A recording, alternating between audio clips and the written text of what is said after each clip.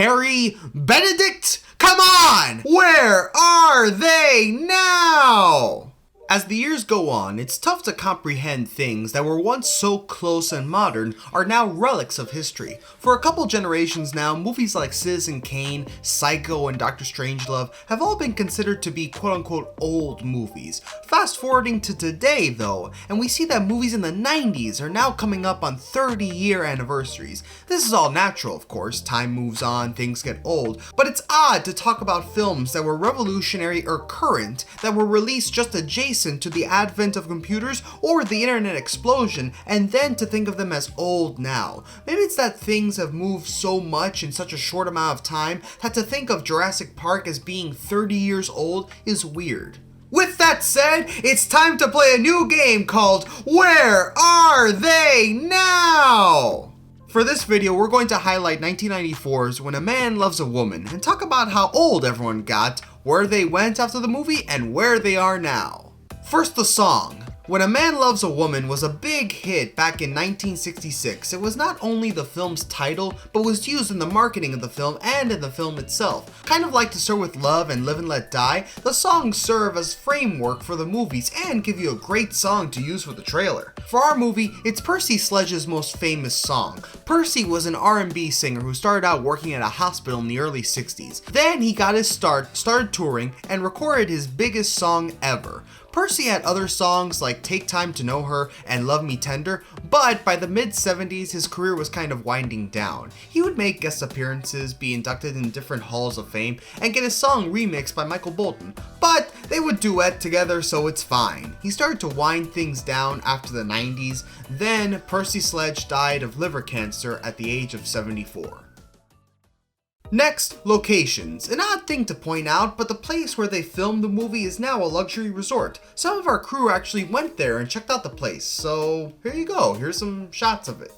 Yeah.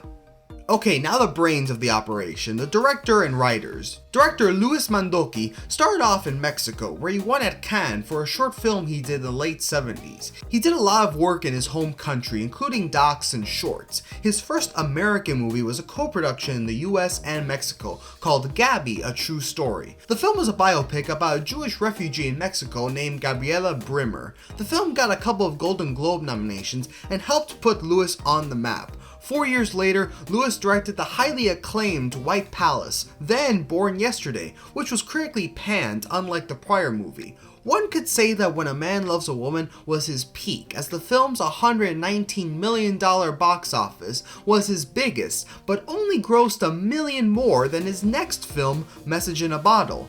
This great success only coincided with box office failure, with his next two films, Angel Eyes and Trapped, being big box office flops. Luis Mandoki primarily works on Mexican productions now, with his last movie Presencias released 2 years ago. Writer Ron Bass was on this production, being one of the more seasoned writers in the rom, com, and drama genres. Ron either wrote or co-wrote films like Rain Man, Waiting to Exhale, How Stella Got Her Groove Back, and a couple of made-for-TV stuff like Swing Vote, also starring Annie Garcia. He's still working today, but on lesser-known projects. Meanwhile, the other writer, Al Franken, is just a bit more famous. For those who don't know, Al Franken was an actor and writer for Saturday Night Live in the early years, mostly for Weekend Update. He left after he was pissed that Norm Macdonald replaced him. No comment on who's the funnier of the two, but we'll keep going. Al is also known as writing the Coneheads skits on SNL and the Coneheads movie later on in '93. When a Man Loves a Woman is his only other really standout screenwriting credit, as he would move into writing books about politics and political radio. Then he became US Senator from Minnesota. Boy, between Franken and Jesse the Body Ventura being governor, something's odd about Minnesota, huh? Anyways, he was senator for 9 years, then he resigned in 2018 after allegations of sexual misconduct were made, so there you go. On to the actors. Ellen Burstyn plays Emily in this one. Ellen started out in Broadway back in 1957, but her real break was being one of the great actresses in the new Hollywood era of the early 70s, appearing in classics like The Last Picture Show, Alice Doesn't Live Here Anymore, and most notably, The Exorcist. She continued to work in the 80s, with When a Man Loves a Woman being her most notable performance in the 90s. In 2000, however, she had a career resurgence at age 68 with her awesome performance in Requiem for a Dream. Now she does guest spots and minor roles here and there. Also, she's gonna be in that new Exorcist movie coming out, so I'm sure she'll get a nice check from that. Mae Whitman plays Casey, one of the kids of the main couple. This was her very first acting credit and would go on to get steady work as a child actress, most famously playing the president's daughter in Independence Day. Mae's most known for her work as an adult, being a regular character on TV series such as Arrested Development, Parenthood, and The Good Girls. She also did a ton of stuff in the coming-of-age genre, playing supporting characters in Scott Pilgrim vs. the World, The Perks of Being a Wallflower, and as a lead in The Duff. The other daughter, Jess, was played by Tina Margarino, which was also her first role. While she was in Waterworld, Tina is most known for her performance as Deb in Napoleon Dynamite and as Sydney Mackenzie in Veronica Mars. Is that show a comedy or like a teen mystery kind of thing? I've heard of it, but I've never seen it, just curious. Next up, we have the king, the ace, the f***ing god of this shit, Philip Seymour Hoffman. He plays Gary in this one, right as he's about to take off and do all his great work.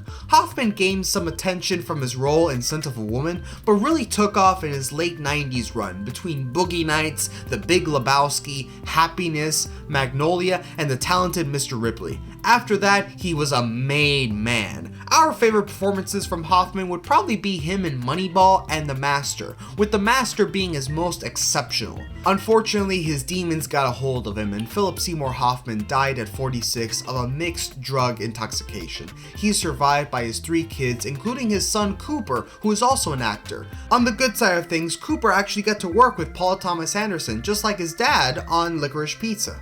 Lauren Tom played Amy, the babysitter in this movie. Lauren played supporting roles in the 80s and 90s, but really found her stride in voice acting. She had a variety of voice acting work for DC properties and a ton of stuff in the 2000s, like Samurai Jack, Kim Possible, and voicing Gizmo and Jinx on Teen Titans. Remember Teen Titans? That shit ruled. Finally, we get to the stars of the movie. Meg Ryan was one of the more prolific actresses in the late 80s and 90s, with When a Man Loves a Woman serving as the start of her decline in mainstream movies.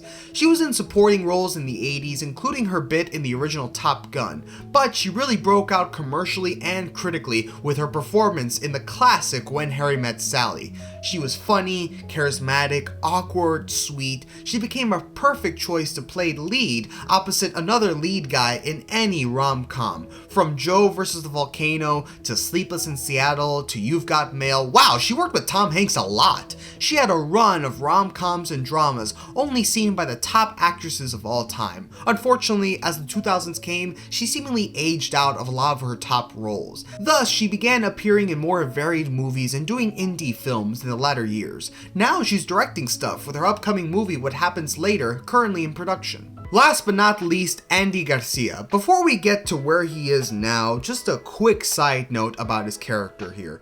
Why is Andy Garcia playing Michael Green? I don't know if this is Hollywood stuff or if it's Andy himself, but it's so annoying that one of the only Cuban actors in Hollywood specifically gets cast in either non-Hispanic roles or roles that go out of their way to not make him Hispanic. It's like when Arnold Schwarzenegger was in his heyday playing guys like Ben Richards or Harry Tasker. Just give him a European sounding name. He can't drop the accent. So it's weird for him to go, "Yeah, I'm Ben Richards. Nice to meet you. I'm a cop, you idiot. I'm Detective John Kimball. This man is under arrest." Same thing with Andy. Godfather 3, Italian. Fine, that's like Cuban adjacent.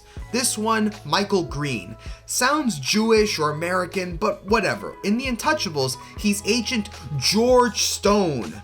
George Stone! Yeah, he's supposed to be Italian, again, Cuban adjacent, but it's just weird. Oh yeah, Ocean's 11, the movie he's really famous for, that he appeared in all the sequels. Guess that name. Terry Benedict? Come on! At least now maybe he's learned his lesson. He was in that Father of the Bride remake that was all Cuban, so cool, thanks for that. But wow, Terry Benedict. is just, oh my god, it's just annoying. Oh yeah, he's also got that weird Mel Gibson beard, which just looks off on him. I'm convinced Andy Garcia is just a weird guy. Then again, aren't all actors weird? So folks, what did we learn today? I think we learned about writers becoming kind of disgraced senators, Philip Seymour Hoffman's The Man, Andy Garcia's f***ing weird, and Meg Ryan really liked working with Tom Hanks. So yeah, that's our video on, what's the name of this movie? Oh yeah, When a Man Loves a Woman. Thank you everyone for watching. Please like and subscribe for more content like this. Thanks again for watching and have a wonderful day.